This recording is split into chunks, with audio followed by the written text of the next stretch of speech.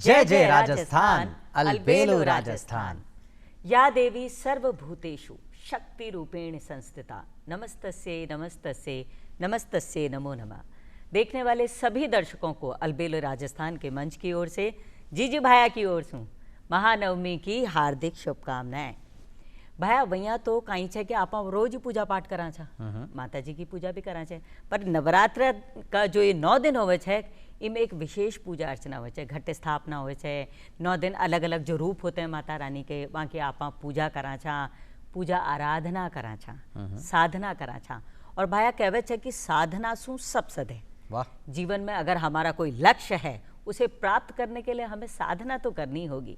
भाई यही शक्ति की आराधना का आधार है और परिवार की खुशियों का सार है। वाह। तो चलो माता जी ने करा प्रणाम और खूब भरा रहे, खूब बारिश हो, सबका भरा रहे कोठ्यार और बरसे खूब धन धान। और फिर आपा कहवा जय जय राजस्थान, अलबेलो राजस्थान, महाको प्यारो हिंदुस्तान। तो जीजी आज है हमारे सागे हमारी प्यारी जीजी अनीता प्रधान और ओछे माँ को भाइयों अजहर। और जीजी कत्ती खूबसूरत बात थे बोलिया। महानवमी की जो ये महापर्व आज आप मना रहा था, सहसु पहले तो मैं भी की जो शुभकामना है एक एक दर्शक ने और आज का जो वहाँ का मेहमान है वाने भी दे दूँ। हाँ। लेकिन मेहमान कौन है वो बतावा। हाँ। इससे पहले मैं एक बात बताऊँ चाहूँ, आज देखो आप वृद्धजन दिवस भी मना रहे। बिल्कुल मना रहे। और वृद्धजन दिवस एक अच्छी बात, मतलब अपना आप में वो कहते हैं कि किसी भी घर की अगर खुशहाली का अंदाज़ा आपको करना हो तो ये देख लीजिएगा कि वहाँ के बुज़ुर्ग कितना मुस्कुराते हैं। उन बुज़ुर्गों की मुस्कुराहट से आपको अंदाज़ा हो जाएगा कि घर कितना खुशहाल है। तभी तो जीजी एक बात कहना चाहूँ, आज एक नयो नारो देना चाहूँ मंच का माध्यम से कि खुशहाल वृद्ध संसार समृद्ध। वाह। है ना, इससे बढ़िया इससे चौकी बात होकर नहीं सके। तो आज का अपना मेहमान भी अशाई है, यहाँ का ही विचार ले साथ चाले है। लेकिन जीजी वासु करा मुलाकात बीसु पहले एक वहाँ का जीवन से जुड़ोड़ी, वहाँ की जीवन यात्रा से जो जुड़ोड़ी को झलकियाँ से अपना करना। हाँ। तो पहले देख लिया तस्वीरों के माध्यम से देखा ला आप। पहले देख लिया फिर करा वासु मुलाकात। बिल्कुल बिल्कुल चलो।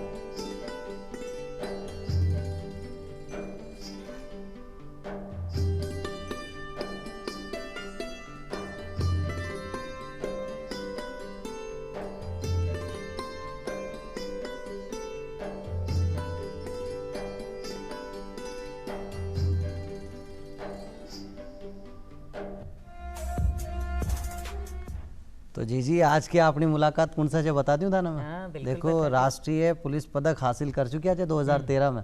बीगस आगे सागे बहुत सारा जो अनसुलझा केस होया करे ना, वहाँ ने खुद की बौद्धिक क्षमता से, खुद की बुद्धिमत्ता से सुलझा भी दिया।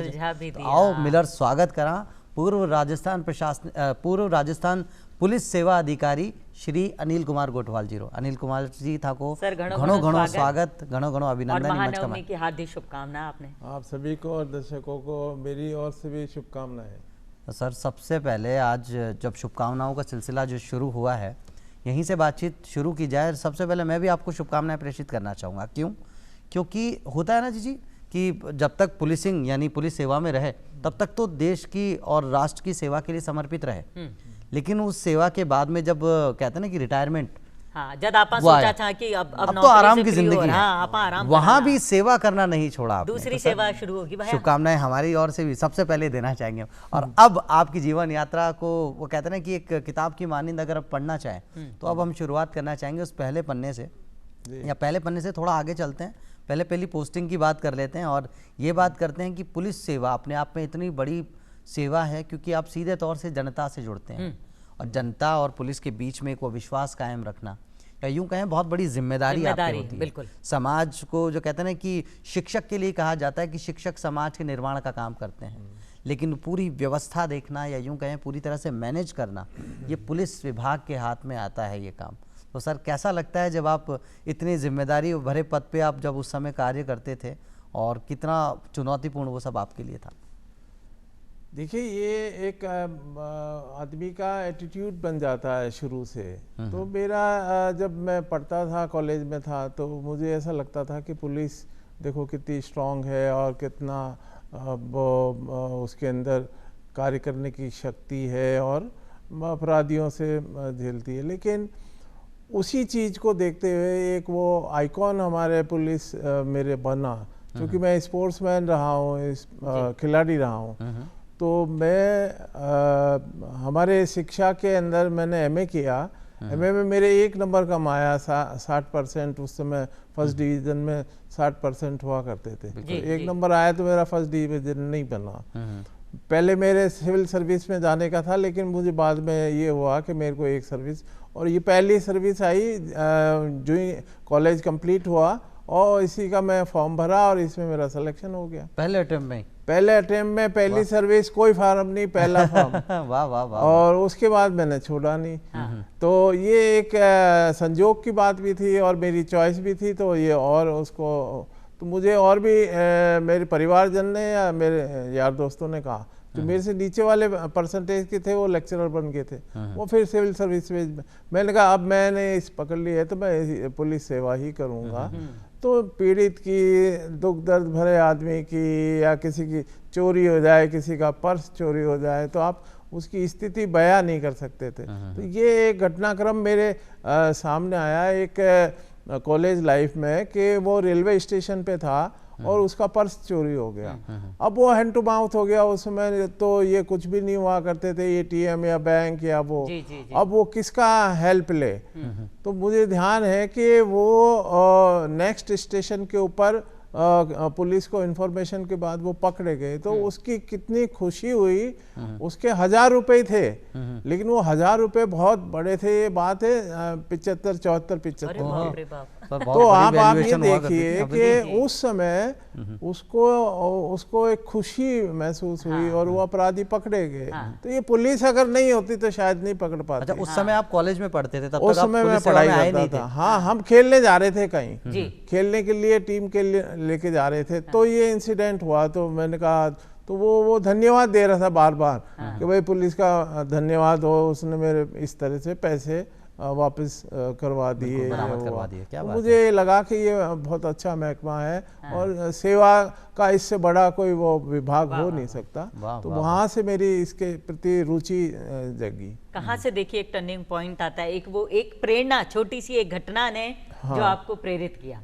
तो पुलिसिंग में रहते हुए सर जहाँ भी आप गए वहाँ लोकल पुलिस ने तो आपको सपोर्ट किया, साथ में आम जन के सहयोग को आप कैसे देखते हैं? जनता की जो भागीदारी होती है, जो विश्वास होता है पुलिस के साथ, और पुलिस का विश्वास होता है जनता के साथ में। देखो, सबसे पहला है व्यवहार। मैं आपको, अगर आप किसी भी पीड़ित पक्ष से, गरीब है, कमजोर है, वंचित है, या अनुसूचित जाति का है, या महिला है, या बच्चा है, हमारे पास ये सारे आया करते हैं। कोई भी आके और अपने पक्ष शिकायत करता है, तो हमें उसको व्यवहार अगर उसका हुआ, और मैं सभी को आके सबसे पहले बैठने के लिए कहता था। तो लोग बाग, मैं रूरल में रहा हूँ, तो जैसे मैं चेयर पे बैठा हूँ तो लोग नीचे बैठने लगते हैं। बैठने में हिचकिचाते हैं? हिचकिचाते हैं आज भी। बिल्कुल। तो मैं उनको सबसे पहले कहता, नहीं आप बराबर बैठिए, बताइए अपनी बात। वहाँ उसको ऐसा महसूस होता है कि ये मेरे प्रति कुछ इसकी कोशिश रहेगी तो मेरा काम हो जाएगा। यहाँ से उसका व्यवहार अगर मैंने चेंज कर दिया, मेरे प्रति नजरिया चेंज कर दिया, तो वो मेरे में विश्वास वो है, तो हम उसमें विश्वास पैदा करते हैं। और फिर ईमानदारी से उसकी बात सुन के काम होना या नहीं होना, किसी की चोरी हुई, लूट हुई, डकैती हुई, किसी के साथ घटनाक्रम हो गया, अपराधी कब पकड़े जाएंगे, ये एक अलग वो है। लेकिन आपने उसको, पीड़ित पक्ष को सुना और सुन के उसकी चीज को कानूनन रूप दे दिया तो उसको आत्मिक शांति होती है। यहाँ से पब्लिक के अंदर हमारे पुलिस का जो नजरिया है ये चेंज करने की कोशिश की गई है। हमारे जैसे युवाओं ने आके पुलिस विभाग में काफी कुछ काम किया है, लेकिन चूंकि हम भी समाज का हिस्सा है तो समाज में जो प्रवृत्ति या समाज के अंदर जो एक अवधारणा है वो आज भी पुलिस के प्रति, वो उसका कारण ये है कि अंग्रेजों के समय में जो पुलिसिंग की गई थी या भर्ती की गई थी या जो हमारे कानून बने थे वो एक्चुअल में राज करने के लिए बने थे।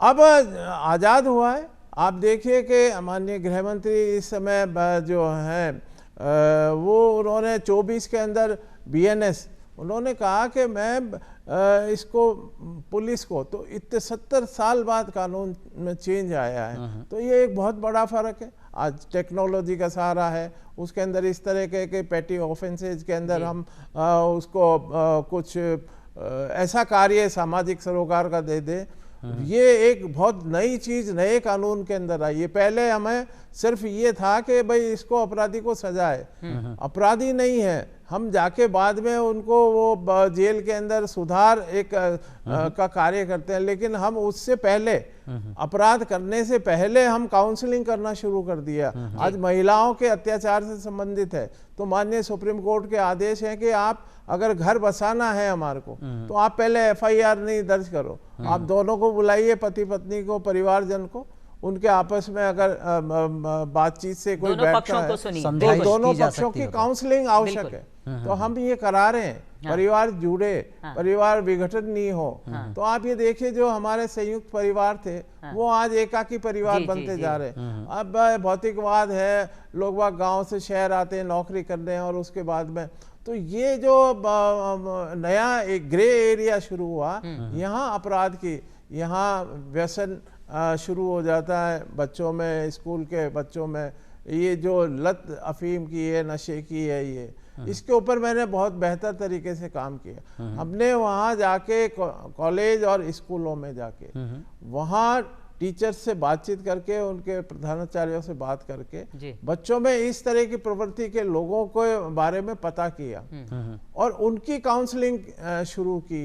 ये एक नवाचार पुलिस का हुआ है। तो ये देखिए कि हम एक फील्ड में नहीं, हम चाहे वो परिवार का संबंधित मामला हो, बच्चों से संबंधित हो, व्यसन से संबंधित हो, बाकी जो हार्ड क्रिमिनल्स हैं, चाहे वो चोरी डकैती लूट वगैरह के हैं, उनके साथ हमारा ट्रीटमेंट है, लेकिन उनको भी सुधार की तरफ लाने की कोशिश जो जेल विभाग कर रहा है उसकी शुरुआत पुलिस से ही हो रही है। ये तो अपने आप में बहुत, बिल्कुल सर आप बता रहे हैं, बहुत कमाल बात है कि किसी भी अपराधी को अगर उसकी अपराध करने की प्रवृत्ति को रोक दिया जाए तो वो भी फिर एक आम इंसान है, उसे भी सुधरने का मौका दिया जाए। बात करबा से ही बात बने थे। और जी ये तो हमारा वो देश है जहाँ डाकू भी वाल्मीकि हो सकता है। तो हमारा देश जो कहते हैं ना कि हम तो मौका देते हैं कि सुधार, अपने आप में सुधार लाइए, और आप वो प्रयास आप बता रहे हैं कि लगातार आप करते चले गए।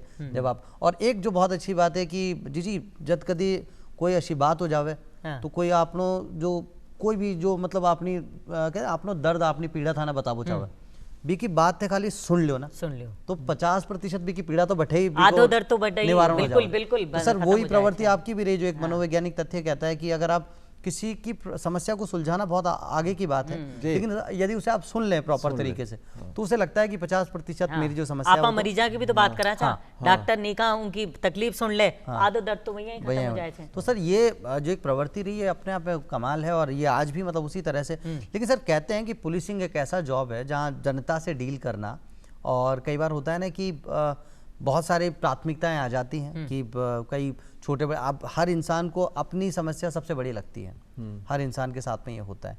तो सर जो आप बता रहे हैं कि काउंसलिंग करना, उस दौर में अलग से काउंसलिंग का तो कोई अलग से डेस्क होता नहीं था जी, लेकिन ये कहते हैं ना कि मतलब अनौपचारिक रूप से ही सही, लेकिन वो काउंसलिंग उस समय भी की जाती रही होगी।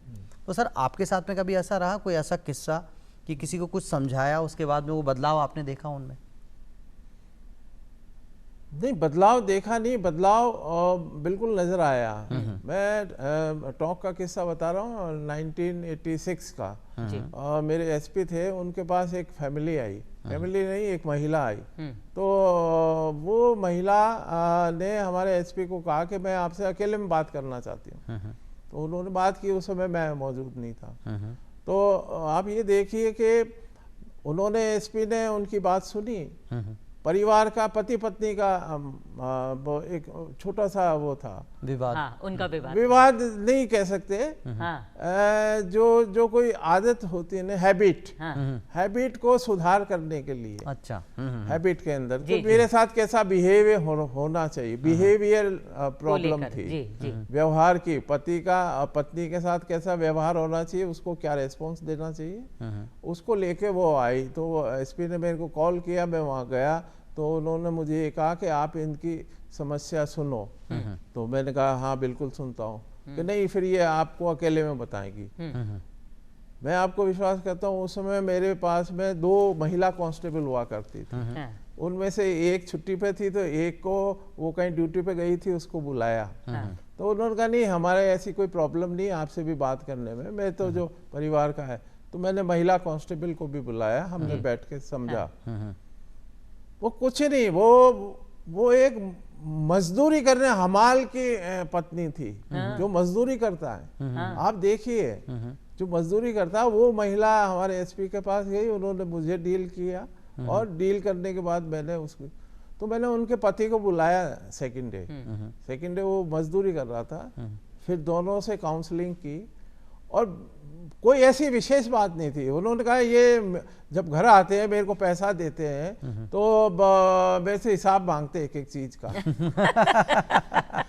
जी, तो ये हिसाब नहीं मांगे मेरे से, या ये बच्चों के प्रति जो जिम्मेदारी है वो मैं पूरी कर रही हूँ, तो ये मेरे को वो टोक काटा नहीं करे। हाँ, बिल्कुल। तो कुछ चीजें थी कि भाई मैं इनके पसंद की सब सब्जी बनाती हूँ, सब कर देती हूँ, फिर भी मेरे को ये थैंक यू नहीं करते। हाँ, कॉम्प्लीमेंट कर रहे हैं भैया, कॉम्प्लीमेंट कर रहे हैं। है बड़ी छोटी छोटी सी बातें, लेकिन बहुत गहरी बात है। आप देखिए कि ये पुलिस का काम नहीं था, ये कोई पुलिस का काम नहीं था। वो 86 की प्रेरणा आज भी मुझे याद है कि मेरे जो district superintendent police IPS officer, वो इसको कितना पेनफुल लेके और उसकी बात सुन रहा है, गंभीरता से ले रहे थे। और ये हमारा पुलिस का काम नहीं है काउंसलिंग, जी। लेकिन उन्होंने कहा नहीं, ये हमारा काम है। अगर इसके अंदर कोई डिस्टर्ब हुआ, मारपीट हुई, किसी ने किसी को मार दिया, तो बाद में आएंगे। और आप पहले ही अगर सुन के, तो वो मेरे को वाकया आज भी याद है, मैं सब लोगों को शेयर करता हूँ। जी, कितनी खूबसूरत बात है। उनका बात सर ने आपके घर में भी अप्लाई किया, कौन क्या? वो ज्यादा जरूरी है। लेकिन एक बहुत खूबसूरत बात इससे निकल कर आती है, जो हमें सीख मिलती है कि संवाद होना बहुत जरूरी है। उस समय के जो आपके SP साहब हैं, बिल्कुल उनकी जो सोच है कि अगर संवाद होगा तो फिर विवाद ही नहीं होगा, तो संवाद होना जरूरी है। तो सर, आज जिस तरह से आप संवाद की जो बात आप कर रहे हैं, संवाद का होना बहुत जरूरी है।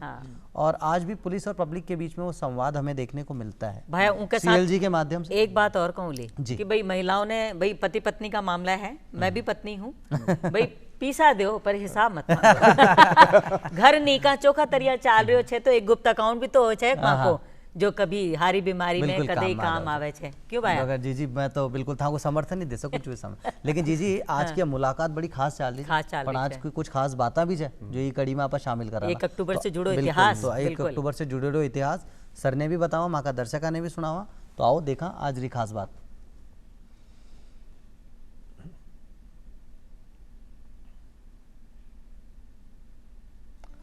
रामनाथ कोविंद जी का जन्म 1 अक्टूबर 1945 को हुआ, जिन्होंने भारत गणराज्य के 14वें राष्ट्रपति के रूप में सेवा दी।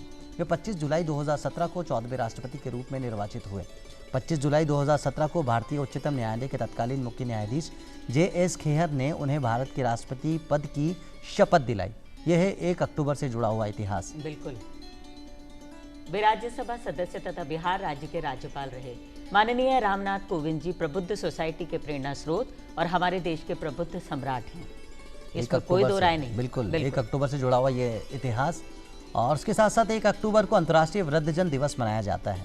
इस दिन को वृद्धजनों के महत्वपूर्ण योगदान को पहचानने और उनके जीवन को प्रभावित करने वाले मुद्दों पर ध्यान आकर्षित करने के लिए मनाया जाता है। बिल्कुल। तो जैसा मैंने कहा कि खुशहाल वृद्ध संसार समृद्ध।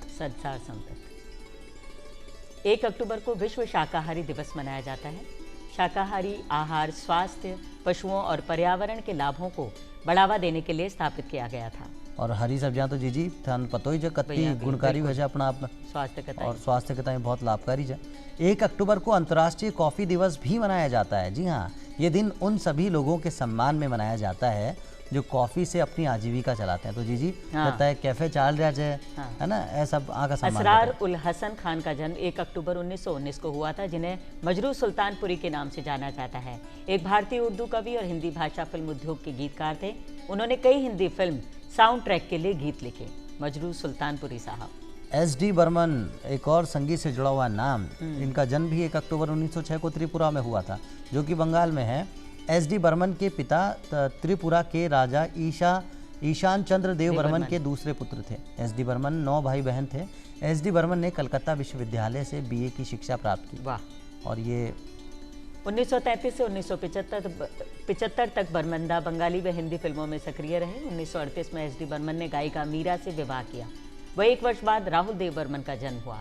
SD बर्मन ने हिंदी फिल्मों में बहुत से दिल को छू लेने वाले कर्णप्रिय यादगार गीत दिए हैं और पद्मश्री पुरस्कार से सम्मानित भी होया।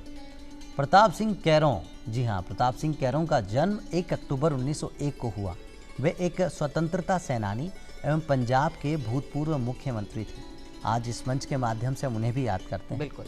S सुब्रमण्य अय्यर का जन्म 1 अक्टूबर 1842 को हुआ। वो एक स्वतंत्रता सेनानी, शिक्षाविद और सामाजिक कार्यकर्ता थे। एनी बेसेंट का जन्म 1 अक्टूबर 1847 को हुआ। वह एक प्रख्यात समाजसेवी, लेखिका और स्वतंत्रता सेनानी थी। आज इस मंच के माध्यम से हम उन्हें भी याद करते हैं। सुरेंद्रनाथ द्विवेदी का निधन 1 अक्टूबर 2001 को हुआ। वो उड़ीसा के जाने माने राजनीतिज्ञ, सामाजिक कार्यकर्ता और पत्रकार थे।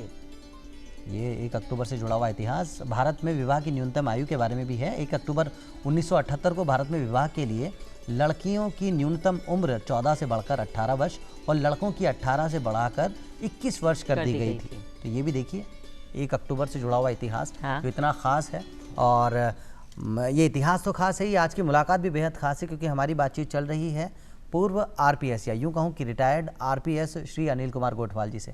अनिल सर, आपकी जीवन यात्रा में जैसा कि आपने बताया कि आप स्पोर्ट्स भी खेला करते थे और चूंकि अब पुलिसिंग में जाने के लिए कहते हैं ना कि फिजिकल आपको फिट होना पड़ता है, शारीरिक रूप से आपको दक्ष होना पड़ता है, तो ज़रूरी लाजमी तौर पे वो जो खेल है वो कहीं ना कहीं काम में आया होगा। खेल के वो पहलू काम में ज़रूर आए होंगे। तो कौन से खेल थे सर जो आप खेला करते थे उस वक्त? देखिए, मेरा जो विशेष प्रिय खेल था, मैं 3 बार राजस्थान यूनिवर्सिटी को रिप्रेजेंट किया है हॉकी के अंदर। वाह।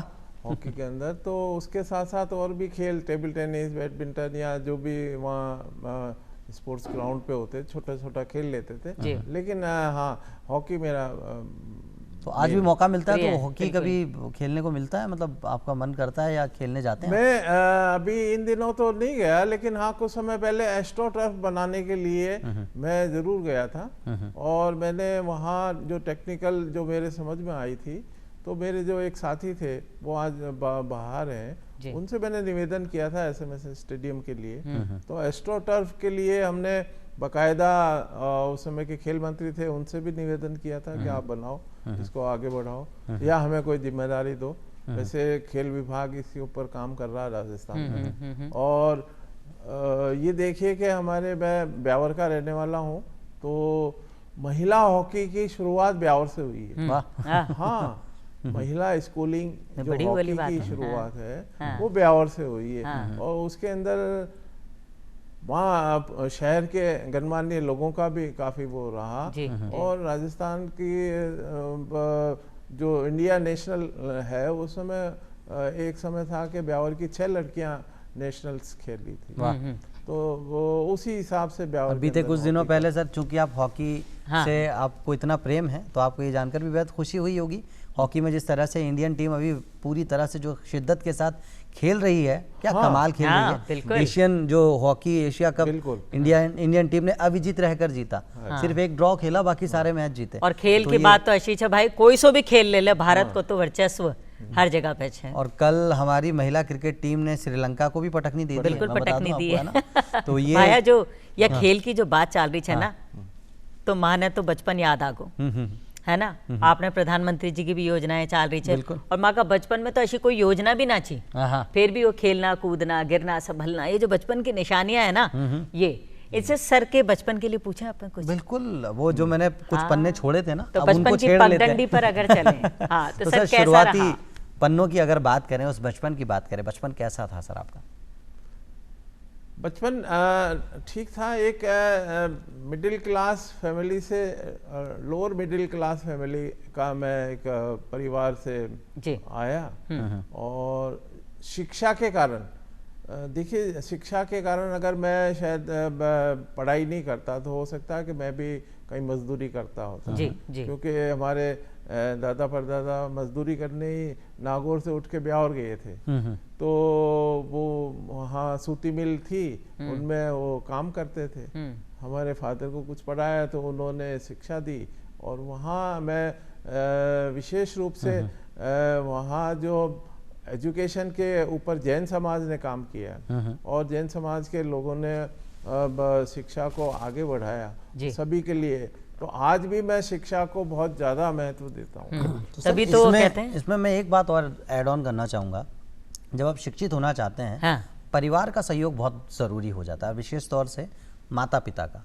तो सर माता पिता ने वो पूरी आज़ादी आप पे रखी कि आपको पढ़ना चाहिए, आगे बढ़ना चाहिए, क्योंकि कन्विंस भी करना पड़ता है जब आप पुलिस विभाग में जा रहे थे। बिल्कुल, माता पिता ने हमें आगे बढ़ाने के लिए बहुत प्रयास किया, और वो तो हमें ये प्रेरणा देते थे कि आप तो पढ़ो, हमारी परिवार की दिक्कत से आपको कोई दिक्कत नहीं आएगी, या कोई फाइनेंशियल या कोई आर्थिक रूप से किसी भी प्रकार की कोई दिक्कत नहीं आई, और हमें पढ़ाया उन्होंने। हाँ। ये उनका विशेष ऋण हमारे पे मौजूद है। बिल्कुल सर, ये बिल्कुल ऐसा ऋण बिल्कुल, है ये जो हमारी कभी भी चुकाया अपनी नहीं जा एक सकता। हमारी भी एक जिद होनी चाहिए, पढ़ना है, आगे बढ़ना है। माता पिता का हमेशा, बड़े बुजुर्गों का आशीर्वाद हमेशा हमारे साथ और में जी रहता है। एक बात कही भी तो जाती है, एक शेर कहा जाता है ना कि बलाएं भी अपना रास्ता बदलती हैं, बलाएं भी अपना रास्ता बदलती हैं, साथ मेरे माता पिता की दुआएं क्या चलती बात हैं। है। वो कहते हैं ना कि ईश्वर हर समय हर जगह नहीं हो सकते, इसलिए उन्होंने धरती पर माँ बाप बनाए। बिल्कुल, इसलिए और हमें अपने बड़ों का हमेशा सम्मान करना चाहिए। बिल्कुल, और आज अंतर्राष्ट्रीय वृद्धजन दिवस के इस मौके पर हमें भी एक प्रण लेना होगा, न सिर्फ अपने माता पिता की, बल्कि जितने भी वृद्धजन जो हमें अपने आसपास नजर आते हैं, बिल्कुल। सभी को उनका वो सम्मान और उस गरिमा के साथ में उनके साथ पेश आना चाहिए जिस गरिमा के हकदार वो हैं। तो दर्शकों, आज की जो ये खास मुलाकात, जो बातचीत चल रही है, हमारे आज रिटायर्ड सेवानिवृत्त आरपीएस श्री अनिल कुमार गोठवाल जी के साथ। अनिल सर, अब आपसे जानना चाहेंगे, माता पिता के जो गुणों की बात जितनी की जाए उतनी कम हो जाती हैं, लेकिन उनके द्वारा दिए गए कुछ मूल्य होते हैं जो जीवन भर हमारे साथ रहते हैं, और उन्हीं मूल्यों में से एक मूल्य है सेवा। वो सेवा जब आप रिटायर हुए, जो शुरुआत में भी मैंने कहा कि पोस्ट रिटायरमेंट के बाद भी वो सेवा आपसे कहीं छूटी नहीं। पुलिस विभाग में रहते हुए तो सेवा की, तो सर क्या कहना चाहेंगे, वो दिमाग में कैसे आया? या एक होता ना कि उस रिटायरमेंट के बाद तो अक्सर लोग आराम की ज़िंदगी चुनते हैं, आपने क्यों फिर वो सेवा करने का वापस फैसला सेवा किया? ही चुनी? वापस वो प्रेरणा ही क्यों हाँ जी। आपको नहीं, मिली? ये एक मैं इस बारे में मैं पढ़ता था किताबें वगैरह, तो डॉक्टर अंबेडकर को मैंने बहुत गहराई से पढ़ा, जिन्होंने भारतीय संविधान बनाया। उन्होंने कहा कि अगर आप को समाज ने कुछ दिया है, और जब आप इस सबसे फ्री हो जाते हैं अपने कार्यों से, तो समाज को भी आपको वापस देना है। तो उन्होंने ये कहा कि आपको अपनी तनख्वाह का भी 5% खर्च करना चाहिए समाज सेवा के लिए। तो फिर हमने कहा कि नहीं, अब हम पूरा जो अब हम फ्री हो गए हैं, तो हमने समाज सेवा के लिए काम करना है। बाबा साहब अगर वो इतने पढ़ लिख के गए, इतने लर्नेड थे, जिन्होंने 32 डिग्रियां ली थी, वो चाहते तो वो भी बाहर विदेश में जाके बस जाते, लेकिन उन्होंने गरीबी देखी, वंचित वर्ग, गरीब जो अशिक्षित थे, उनको पढ़ाने के लिए पूरा अपने आप को खपा दिया, पूरा जीवन उनको दे दिया। तो उनसे प्रेरणा का एक स्रोत मिलता है कि हमें भी कुछ समाज को देना चाहिए हमारे। तो वो भाई बनाई भी तो सही अंबेडकर, आपने कोई मेमोरियल वेलफेयर हाँ, सोसाइटी, और कई लोगों को आपने उसमें जोड़ा भी उनसे। और कमाल की बात ये रही, इसके पीछे क्या उद्देश्य आपका? जी कमाल की बात एक और रही जो मैं कहना चाहूँगा, मजरूर सुल्तानपुरी जी, जिनका आज हम जन्म दिवस मना रहे हैं, उनका एक कहा हुआ, उनका एक लिखा एक शेर है कि मैं अकेला ही चला था जानिबे मंजिल, मगर लोग जुड़ते गए, कारवां बनता गया। तो सर आपके साथ भी ऐसा रहा, और बाबा साहब के उन मूल्यों पर चल के जिस सोसाइटी का निर्माण आपने किया, उसके चलते भी हजारों लोग अब उस सोसाइटी में आपके साथ चलते हैं, कैसा लगता है सर? यही वो एक शेर है कि मैं अकेला चला था और जानिबे कार- मंजिल जानिबे की ओर, मंजिल बिल्कुल मगर। बिल्कुल कारवां बनता लोग गया। जुड़ते गए, बनता कारवां गया। बनता गया, बिल्कुल। हमारे पहले सोसाइटी थी, लेकिन जब मैं उसमें जुड़ा और मैं मेरे जैसे मैंने लोगों को और जोड़ने की कोशिश की, तो उस समय 35,000 सदस्य थे, लेकिन मैंने पीरियड के अंदर 70,000 करे। हमने कहा हमारे को इतने ही और जोड़ने हैं। वाह, हाँ, तो 70,000 सदस्यों की सोसाइटी हमारे 3 साल के अंदर हमारे प्रयास से बनी। और सर किस तरह की सेवा रहती है सर इस उसके अंदर हमने बच्चों की एजुकेशन के ऊपर ज़्यादा ध्यान वाह। जी जी, हमने हॉस्टल का निर्माण किया हुआ। हॉस्टल के निर्माण के बाद में जो बच्चे हैं राजस्थान के हर जिले के 2-2, 3-3 तो करीब 125 बच्चों को हमने जो आर्थिक रूप से कमजोर हैं उनको बुला के यहाँ उनको पढ़ा रहे हैं। उनका रहना, उनका पढ़ाना, रहना, जी। उनका खाना, जी, और उसके बाद में कोचिंग। हाँ, तो ये एक हमारा प्रयास है समाज के लिए, जो नहीं कर सकते हैं हाँ, उनके एक सेवा का माध्यम है और वो आगे बढ़े। और मेरा ऐसा भी नहीं है कि कोई वो हम कोई पर्टिकुलर एक कास्ट या कम्युनिटी के लिए, अगर कोई गरीब मिल गया तो उनके लिए भी है। जी, यानी जो कोई वंचित है उसका कोई भी उसका वंचित, कंधा कोई भी बनने की गरीब। बात वहाँ जी, पर जी, है। ऐसा जी। कोई बिल्कुल, जाति बिल्कुल। विशेष इसका कोई वो नहीं है, लेकिन सभी के लिए है। हाँ, तो सर ये कहते हैं ना कि सेवा के लिए बात कही जाती है कि खिदमत से खुदा मिले और इबादत से जन्नत। क्या बात और जीती जागती अगर आपको जन्नत देखनी है तो माँ के लिए कहा जाता है, तो माता पिता की सेवा तो करनी है, लेकिन हाँ। माता पिता ने जो मूल्य दिए कि आपको सेवा समाज की भी करनी है, उस समाज की जिसने आपको बहुत कुछ दिया है, बाबा साहब का जो कहना था। हाँ, वो और संस्कार शिक्षा जो के हैं, लिए बिल्कुल। बिल्कुल शिक्षा के लिए कहा जाता है सर, शिक्षा वो शेरनी है, उसका दूध जो पिएगा वो दहाड़ेगा। दहाड़ेगा। तो वो दहाड़ने की बात हुई। और आपने खुद ने भी बताया, क्योंकि एक मजदूर परिवार से आप रहे और वहाँ से आरपीएस बनना अपने आप में सर बहुत बड़ी प्रेरणा हमें बिल्कुल, लगती बिल्कुल, है। बिल्कुल। और एक छोटे से किस्से ने पूरी जिंदगी बदल दी हाँ। कि एक सेवा करने के बाद में जो सेटिस्फेक्शन, जो संतुष्टि, जो तसल्ली वो चेहरे पे जो उस पुलिस कर्मचारी या अधिकारी के चेहरे पर आपने देखी थी उस समय में जब वो 1000 रुपये बरामद हुए, तो ये अपने आप में सर ऐसा लगता है जैसे फिल्म की कोई कहानी हो। तो सर मैं आपसे ये जानना चाहूँगा, अब तक का जो ये सफ़र है बड़ा ही खूबसूरत है, बड़ा ही नायाब है, लेकिन वो कहते हैं ना सर कि हज़ारों ख्वाहिशें ऐसी कि हर ख्वाहिश में दम निकले, बहुत निकले मेरे अरमान, लगता है ज़रा कम निकले। अब क्या कुछ आपकी जो कलम है या आपके जो विचार हैं वो क्या कहते हैं? क्या आज? बाकी रहा लाइफ में ऐसा कि जो अब आप करना चाहते हैं और कि नहीं अभी ये बाकी है? नहीं, अब ये देखता हूँ, मैं आपको सही बताऊँ कि मैं ये रिटायरमेंट, आफ्टर रिटायरमेंट के बाद में अब मेरे को तो, मैं तो एक सौभाग्यशाली हूँ जी, कि मैं हर फील्ड के अंदर काम करना चाहता हूँ। जी, तो मैं तो अब ये 20 जनवरी 22 को जो रामलला जी की प्राण प्रतिष्ठा अयोध्या हुई, उसमें मेरे को वहाँ उस समय मौजूद होने का मौका मिला। इससे बड़ा इस शताब्दी में या मेरे जीवन में तो ऐसा पल नहीं आएगा जी।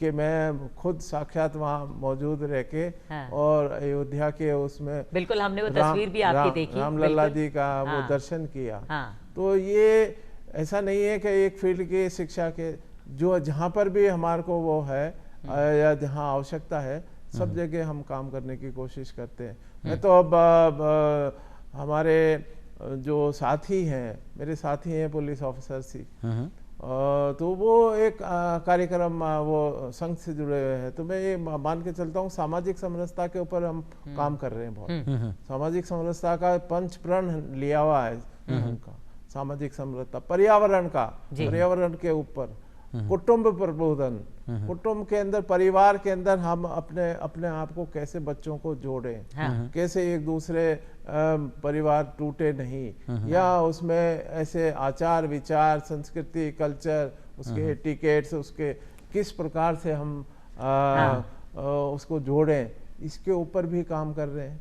आप ये देखिए, पर्यावरण के ऊपर काम कर रहे हैं कि हर पौधा एक, जो प्रधानमंत्री जी का भी संदेश है, एक पेड़ माँ के नाम, ये अभी हमने खूब शुरू कर रखा है। तो ये नहीं है कि एक ही काम कर रहे हैं, हम सभी फील्ड के अंदर काम कर रहे हैं। तो अब हमें ऐसा लगता है कि काम तो बहुत है, हम बहुत कम कर रहे हैं। बिल्कुल बिल्कुल। ये देखिए, अभी हम रामलला के दर्शन, आपने बात की और हमने दर्शन भी कर लिए रामलला जी के, और जो एक पेड़ माँ के नाम की जो ये मुहिम है, बस लगाते चलिए, करते चलिए, और श्री राम का आशीर्वाद हमारे साथ में है, आगे चलते जाएंगे। समाज में अगर हम आज वृद्धजन दिवस के अवसर पर हम बात करें तो परिवार में जब हम सम्मान की बात करते हैं, सेवा की बात करते हैं या बुजुर्गों के सुरक्षा की हम बात करते हैं, तो किस तरीके से ये सरोकार होना चाहिए युवाओं को या आमजन को, किस तरीके से इससे जुड़ना चाहिए? ये देखिए कि एक जब हम मकान बनाते हैं तो उसकी नींव होती है, तो जब मूल आधार, मूल नींव मजबूत होती है तभी उसके ऊपर मजबूत मकान खड़ा होता है, भवन या बिल्डिंग खड़ी होती जी, है। जी। तो परिवार भी ऐसे ही है, मदर फादर होंगे तो परिवार, बच्चे होंगे, बच्चे होंगे तो उनको पढ़ाएंगे। अब आप देखिए एक माँ 9 महीने तक उसको रखती है और उसको पढ़ाती है, वो रोता है तो वो जागती है, 24 घंटे उसकी सेवा करती है, उसके आप देखिए क्या नहीं करती है बच्चे के लिए, अपना पूरा जीवन लगा देती है। जी, जी। उसको पढ़ाना लिखाना, शिक्षा, उसका कपड़े से सब वो करती है। ऐसे फादर की जिम्मेदारी है कि वो आर्थिक रूप से उसको संबल जी, दे जी। और परिवार को आगे बढ़े। वाह, आप ये देखिएगा उस सोच को जवान होते ही, शादी होते ही, वो जो आने वाली मैं ये सभी के लिए तो नहीं कहूँगा, नहीं, लेकिन नहीं, पर ऐसा हाँ। ऐसा अभी का जो वातावरण देखते हैं हम, उसमें ज्यादातर ये है कि वो शादी होते ही बाहर जाने की कोशिश करते हैं। हाँ। अरे भाई, उन परिवार को, मदर फादर जो है उनको छोड़ के जा रहे हो, या तो आप साथ लेके जाइए, हाँ। या उनके लिए कोई जिम्मेदारी है तो अब उनको संरक्षण की जब आवश्यकता है जी, जी। तब आप उनको छोड़ के जा रहे जी, हैं। तो ऐसे वाकई जीवन में आते हैं। हाँ। तो एक मैं सिंपल इतना सा है, एक ऐसी फैमिली थी, तो उनके ससुर की तो डेथ हो गई, सास अकेली। अब सर, आप इस समय देखिए कि मैं- उसकी पेंशन आ रही है, हाँ। पेंशन ले रही है वो, लेकिन उसको उसके साथ बिहेवियर गलत है। जी, जी। तो ऐसा अब तो कानून के अंदर भी ऐसा प्रावधान जी, आ जी। गया है कि आप अपना अधिकार ले सकते हो। हाँ। तो ऐसा पुलिस के सामने आते हैं, ऐसे हाँ। प्रकरण आते हाँ, हैं, हाँ। तो उसको हम निपटते हैं। तो बिल्कुल सर, और ये बहुत भाई, तो ज़रूरी भी बिल्कुल, है। बिल्कुल और जरूरी है। जैसा शुरुआत में आपने कहा कि ऐसा ऋण है जिसे हम चुका नहीं सकते, तो जितनी उनकी सेवा करें कम से कम वो तसल्ली तो हमें मिले। अच्छा सर, एक फ़ोन कॉल आ रहा है हमारे पास बेंगलोर से, आशीष जी कुछ है? हैं। हाँ। आशीष जी हैं जी बेंगलोर से, कहीं कह और रहे एक थे? फरमाइश वो कर रहे हैं। हाँ। और फरमाइश क्या कर रहे हैं पता है? आज मजरू सुल्तानपुरी जी जो एक महान गीतकार रहे, हाँ। और साथ ही साथ उनके साथ साथ SD बर्मन जी, यानी एक संगीतकार, तो संगीतकार और गीतकार दोनों का ही जन्मदिन आज है। के बारे में तो देखो, रॉयल फैमिली से तो बिलोंग करा, और 100 से ज्यादा फिल्मों में इन्होंने संगीत दिया। उसमें भी देखो, प्यासा, अभिमान, मिली, गाइड, एक से एक फिल्मों एक से में इन्होंने बढ़कर दिया। एक, बिल्कुल। और इनके संगीत की एक सबसे बड़ी खूबी ये थी कि इन्होंने जो भारतीय शास्त्रीय संगीत है उसके साथ बंगाल के फोक को मिक्स किया और फिर अपने संगीत में नवाचार किए। वाह, तो और बिल्कुल सारे देखो गाने सुपरहिट रहे कि एक से नहीं? बढ़कर एक हाँ। गीत, एक से बढ़कर एक गाने, और जितना कहें उतना कम है। और फिलहाल के लिए जो हम स्क्रीन पे देख भी पा रहे हैं SD बर्मन सर, और जिस तरह का मतलब पद्मश्री से पुरस्कृत भी आप हुए, हाँ। और फिल्म फेयर ट्रॉफीज भी आपके नाम रही, और इनके साथ साथ मजरू सुल्तानपुरी साहब। ये भी अपने आप में मुझे लगता है कि किसी तरह की, मतलब कहते हैं कि सूरज को आईना दिखाने जैसी बात होगी अगर इनके कुछ लिखे पर अगर हम बात करें। अच्छा सर, आपका फिर से एक बार इस मंच पे मैं फिर दोबारा स्वागत करना चाहूँगा, और दर्शकों को फिर से बताना चाहूँगा, रिटायर्ड RPS श्री अनिल कुमार गोठवाल जी से चल रही है हमारी बातचीत। सर, जिस तरह की पूरी जीवन यात्रा रही, मुझे लगता है कि सेवा कहीं ना कहीं हावी रही पूरे जीवन पे। लेकिन सर, कहते हैं ना, जीजी ने भी पूछा और मैं भी आपसे जानना चाहूँगा, आज उम्र के इस पड़ाव पर आप हैं, और अब जो है मतलब एक पुलिसिंग के बाद में आज 10 साल बाद मैं बात करूँ कि 10 साल लगभग आपको रिटायर हो चुके हैं। रिटायरमेंट के बाद में आपने क्या महसूस किया है? जो पुलिसिंग जो आज के दौर पे आप देखते हैं, क्या कुछ लगता है कि कुछ और बदलाव होने चाहिए? जिस तरह की काउंसलिंग की बात आप कर रहे हैं, जो नवाचार लगातार हो भी रहे हैं, किस तरह से पूरे नवाचार को और कुछ बदलाव जो आपको व्यक्तिगत रूप से लगते हैं कि और होने चाहिए, क्या कहना चाहेंगे? अभी जो नवाचार के अंदर हमारे क्या है कि अपराध करने के तरीकों में बहुत चेंज आया। अब आपको पिक पॉकेट करने की जरूरत नहीं है, आपके मोबाइल के अंदर जो पैसा है मेरे को निकालने की जरूरत है। तो ये टेक्नोलॉजी का जमाना है। बिल्कुल बिल्कुल सर। तो अब फिजिकली वहाँ टच करने की जरूरत नहीं है। लेकिन मैं आपके तो हमारे जो पुलिसिंग है उसके अंदर बेहतर तरीके से हमारी टेक्नोलॉजी की ट्रेनिंग दी जाए, ऐसे उनको भर्ती किया जाए। और मैं जो इसके साथ साथ एक बहुत बड़ी त्रासदी देखता हूँ, और जैसे कोरोना पीरियड के अंदर हमारे कई साथी चले गए, परिवार से बिछड़ गए, सेम एक्सीडेंट का मामला है, सेम ट्रैफिक जो रोड के ऊपर दुर्घटनाएं हैं, इसके ऊपर पुलिस को ध्यान देना चाहिए। दुर्घटनाएं कैसे कम हो, परिवार कैसे रुके, या हमारी जो जो जो एक्सीडेंट के अंदर फैटल इंजरीज है या मृतकों की संख्या है, इसको कैसे कम किया जाए। तो ये दो चिंता के विषय हैं मेरे कंसर्न जो आप पूछ रहे हैं। तो इसके ऊपर हमारे को और ध्यान देने की आवश्यकता तो मुझे लगता है इसमें जनता की भागीदारी भी बहुत ज़रूरी है। बहुत ज़रूरी है। वो जो नियम है वो कहते हैं भी है सर कि जो जहाँ अनुशासन होगा फिर उसी का शासन होगा। तो बात कही जाएगा अनुशासन की, तो रोड साइड यानी रोड पे भी आपको उस अनुशासन की पालना या नियम कायदों को मानना बहुत ज़रूरी है। तो जनता को भी वो कहते हैं ना, सबको अपने अपने हिस्से की ईमानदारी बरतनी होगी, तभी राष्ट्र जो है आगे बढ़ेगा। और सर जब बात अनुशासन की हो रही है, तो शताब्दी, अपने स्थापना दिवस की शताब्दी पूरी करते हुए राष्ट्रीय स्वयंसेवक संघ वो भी हमें दिखाई पड़ता है। हाँ, बिल्कुल। और विजयदशमी के दिन 1925 में इन 27 सितंबर को इनकी स्थापना हुई इस संगठन की, और कल विजयदशमी है। बिल्कुल। तो शताब्दी ये पूरी करते हुए नजर आ रही है ये संगठन। तो ये अपने आप में इनको भी हम एक बार हम शुभकामनाएं इसके लिए भी बहुत बहुत बिल्कुल बधाइयाँ और शुभकामनाएं बनती हैं। और सर कई बार क्या होता है, हम अगर अपने व्यक्तिगत जीवन की बात करें, बहुत सारे से अनुभव होते हैं सेवा काल के। आप पुलिसिंग में रहे, उसके बाद आप समाज सेवा से जुड़े, तो क्या कभी आपने ये चीज़ नोट की कि जो हमारे व्यक्तिगत जीवन के अनुभव हैं हमारे सेवा काल में बहुत काम आते हैं, कई बार बहुत बड़ी बड़ी चुनौतियां सुलझाने में काम आते हैं, और सेवा काल के जो अनुभव होते हैं वो आफ्टर रिटायरमेंट के बाद में आपके व्यक्तिगत जीवन में भी काम आते हैं। इससे आप कितने सहमत हैं? देखिए, ये तो बिल्कुल सही है। प्रेम है, करुणा है, किसी का दुख दर्द है, अगर ये आपने बांटना बचपन से सीख लिया तो वो सेवा काल में भी उसका रिफ्लेक्शन और वो आएगा। और ये मेरे में तो आया ही है कि हमने माँ बाप से सीखा, पड़ोसी से सीखा। अब उसका जो चुकाने का है, तो अब वो जब हम सारी उस जिम्मेदारियों से पूरा हो गए, अब हम उसको जो भी हमारे से बन पड़ रहा दे रहे हैं। तो सर आज की ये बातचीत बहुत आपसे बहुत प्रेरणादायी भी रही, बहुत कुछ सीखने को भी मिला, और सेवा क्या है ये भी हमें बहुत बारीकी से समझने का मौका मिल रहा है। लेकिन सर वक्त जो है वो इजाज़त नहीं देता, और जो ये मुलाकात है इस पे कहते हैं ना कि एक अल्प विराम लगाने की बारी आ रही। लेकिन उससे पहले हमारा अलबेलो अंदाज, क्योंकि अलबेलो राजस्थान का एक अलबेलो अंदाज है, रैपिड फायर राउंड हम आपके साथ खेलने वाले हैं, जिसमें आपको एक शब्द में सारे आंसर्स देने होंगे। कोशिश कीजिएगा एक शब्द एक वाक्य में। तो जी करें शुरू। चाल भाई शुरू। तो सबसे पहले सर आपसे जानेंगे आपके आदर्श। मेरे आदर्श मदर फादर। वाह वाह वाह। सर पसंदीदा पोस्टिंग? मेरी पसंदीदा पोस्टिंग कोतवाली जयपुर। पुलिस अफसर नहीं होते तो क्या होते? मैं खिलाड़ी होता हूँ। वाह। दाल बाटी चूरमा या खीर पूड़ी? दाल बाटी चूरमा। अगर पूरा जीवन एक किताब की शक्ल के किताब के स्वरूप में हो तो उसका शीर्षक क्या होगा? My life. सर जीवन का मूल मंत्र?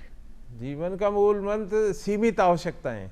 वाह, सीमित आवश्यकताएं। हाँ। वो कहते हैं ना कि मेरी ज़रूरतें कम हैं, इसीलिए मेरे ज़मीर में दम है। एक फिल्म का डायलॉग, और फिल्म सिंघम जो पूरी तरह से कह सकते हैं कि पुलिस सेवा के लिए समर्पित एक फिल्म, बहुत अच्छी फिल्म देखो। तो सर आज इस मंच पे आप आए हैं, और अब एक वाक्य से बढ़कर भी आपको कह सकते हैं। कैसा लग रहा है इस मंच पे आने के बाद आपको? सर मंच पे बढ़ के अलबेलो राजस्थान का जो आप प्रोग्राम देखते हो, मैं बहुत गौरवान्वित हूँ कि आपने मुझे यहाँ इनवाइट किया, और सभी दर्शक साथियों को ये प्रेरित करूँगा कि ये कार्यक्रम हमें देखना चाहिए, और मारवाड़ी अंदाज में हमें फिर राजस्थान को शुभकामनाएं। बस चलते चलते एक छोटा सा सवाल, हमारे युवाओं के लिए एक संदेश।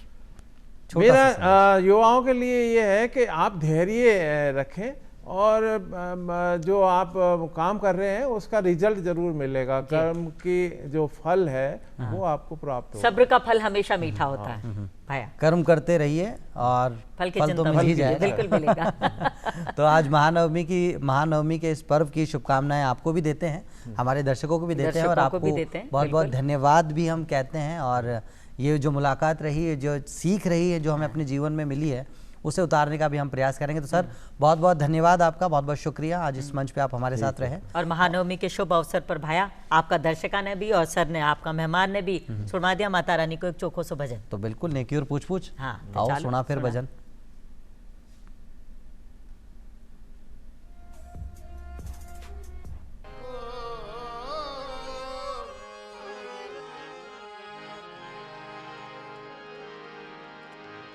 जगदम्बा मैया आ करियो डोसा,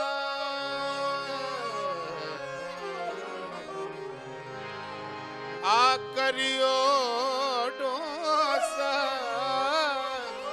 थारा सेवक लाया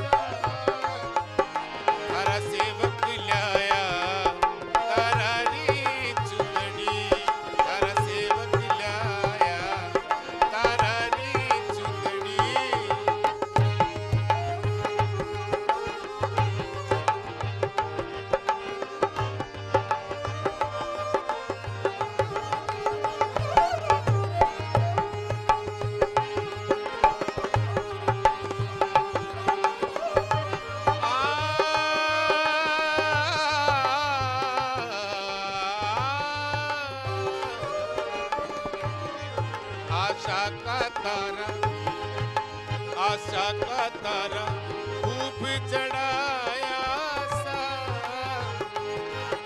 आशा का तारा, आशा का तारा,